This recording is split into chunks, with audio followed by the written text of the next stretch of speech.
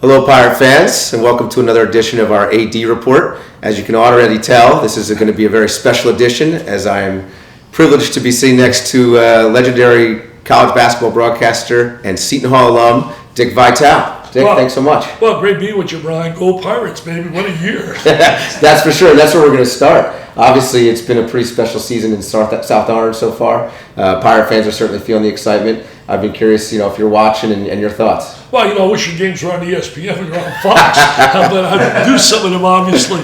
But the bottom line is they've been terrific defensively. And, what's amazing is how tough the conference is. Yeah. There's no automatics. I don't care where you go, whether it's DePaul and St. John's on the bottom, you better come to play. Because if you don't come to play, you're going to go home with an L. And I think that's the beauty of the conference. It's not just past and Villanova up on top. Yeah. Everybody can beat anybody on a given day. And Kevin's done a great job, Willard, in getting his players to meet that challenge.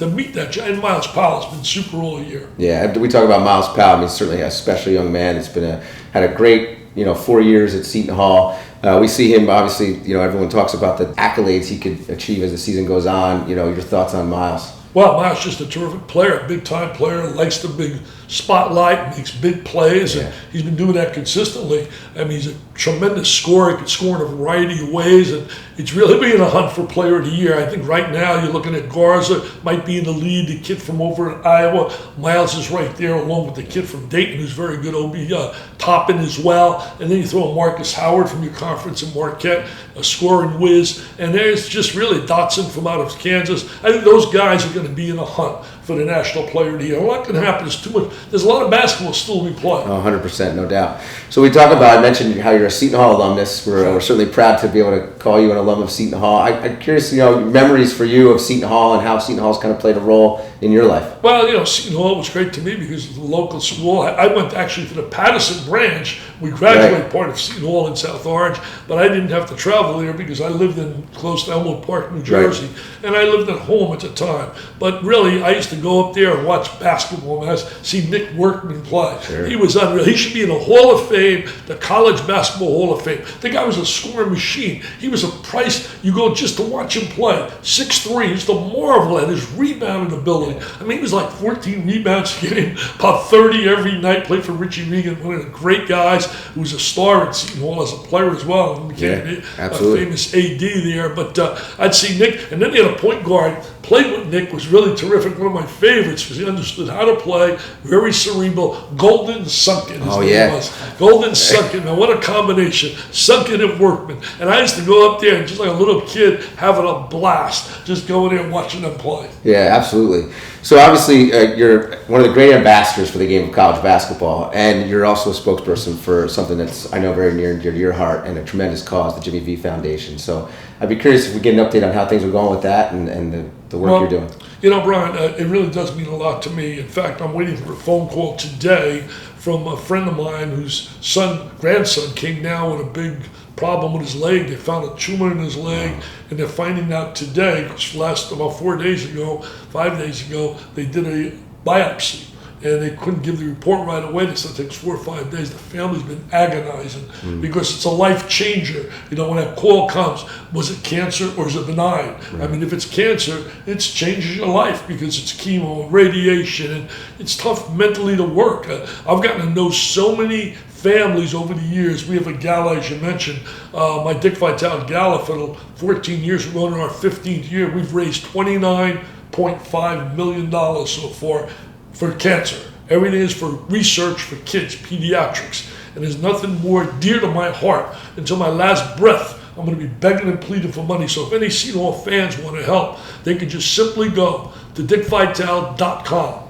dickvitale.com. You make a donation, or you can buy any of my merchandise, like the basketball I got there. I'll sign it from 4 books that I sign every cent. Not 50 cents, 60 cents. Every dollar that I would make goes into a pile, which my goal this year is $5 million. I want my gala ends on May 8th. I want to be able to announce to that crowd that we've raised $5 million for from some donations, the sale of my items, plus obviously the gala, which sells out 900 people. This year we're honoring some greats. We got Stephen A. Smith we're honoring from ESPN, Bruce Arians, football coach up here at the Tampa Bucks, doing a great job, Mark Few of Gonzaga. Then we're giving out John Saunders Awards for courage. John was such a terrific friend and a colleague and a great guy, and he was so courageous. And we're giving out the people who've been successes but have battled cancer, the John Saunders Courage Awards, going out to Pat Williams, who's the guy, the architect that made it happen to bring basketball to Orlando with the Magic, and he's a cancer survivor. And then with Jim Kelly, the quarterback from the Buffalo Bills, a multiple cancer survivor. Mitch Albom is going to be with us as well, famed journalist. We're giving a $250,000 research grant in memory of his girl. He lost his little daughter. He lost her to brain cancer. So it's a big night. We hope we get the Pirates down. We got to get the Pirates to get a table. Let's go. Tell Kevin Willard I need him at my gala, man. I've had every coach. You name the coach, and they've been with us. We should honor him. Yeah, well, eventually maybe we will. We got an honored guest, but I'll tell you, he could be a celebrity guest. We'd love to have him. Yeah, sure, absolutely. Well, listen, Dick, we really appreciate this time. I appreciate the time, and we appreciate all you do for the game of college basketball, and certainly as you represent Seton Hall alumni everywhere. Any final words for Pirate fans out there? Well, just the Pirate fans, just remember this. You got to really just cheer, give them that unbelievable spirit, enthusiasm, and energy. And they got to understand one thing now. Seton Hall, if I was coaching, and I know Kevin's a great coach and does a terrific job, you got to remind them, right now, because of their success, they right now become bulletin board material for every team they play. So you got to rise in terms of your commitment. Your commitment's got to be better than the commitment of the people you're playing against. That is so vital in life. Many teams can't handle it. They have a little success, and they don't understand that everybody they play now is playing with some pride. I remember my son-in-law played at Notre Dame quarterback football, and they were playing Navy, and I made a comment, well, it should be an easy one this Saturday. He said, you can't be serious. I said, what do you mean? He said, are you serious? First of all, they got great young people there. And they'll see because of the Notre Dame jersey, the Golden Dome, they'll play at a level. If we don't match that level, we're in trouble. Right. And how true that is. But a lot of athletes don't understand that. So again, go Pirates. The Pirates, they're awesome, baby. If I were on TV now, I'd say Kevin Willard, he's like the 3S man. No, Miles Powell is the 3S man. Super, scintillating, sensational. And Kevin, you're awesome, baby, with a capital A. Well, that says it all. Thank you, Pirate fans, and go Pirates.